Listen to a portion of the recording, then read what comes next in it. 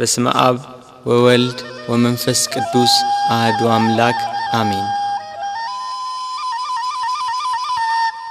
ሞቱን በሚመስል ሞት ከእርሱ ጋር ከተባበርን ትንሣኤውን በሚመስል ትንሣኤም ከእርሱ ጋር እንተባበራለን።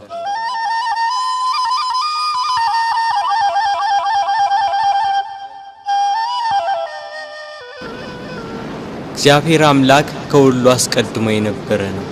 ሰማያት ሳይዘረጉ የየብስም ፊት ሳይታይ ተራሮች ሳይቆሙ የአየር ርዝመት ሳይከፈት ቀለያት ጥልቅ ሳይሆኑ የወንዞች ጎርፍ ሳይፈሱ እርሱ በባህሪው የነበረ ነው።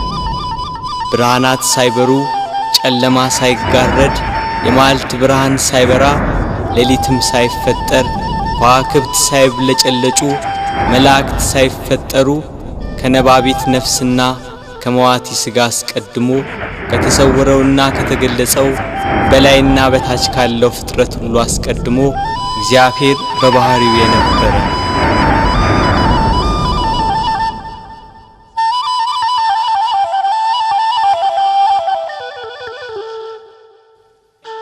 ፍጥረታቱን ግሩምና የተዋበ አድርጎ ፈጠረ።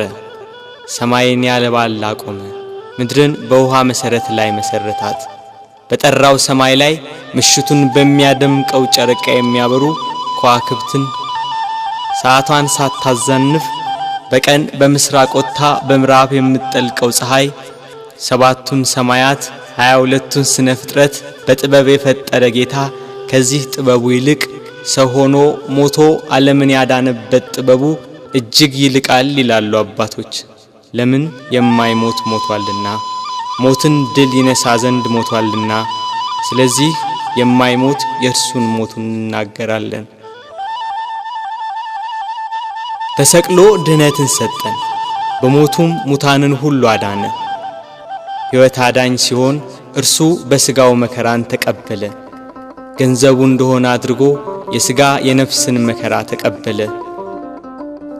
ሞት ገንዘቡ እንደሆነ እስኪነገርለት ድረስ ደርሶ አንድ እርሱ ብቻውን ስለ ሁሉ ሞተ። ከሰማይ በታች ያሉትን በደሙ ያድናቸው ዘንድ ሞተ።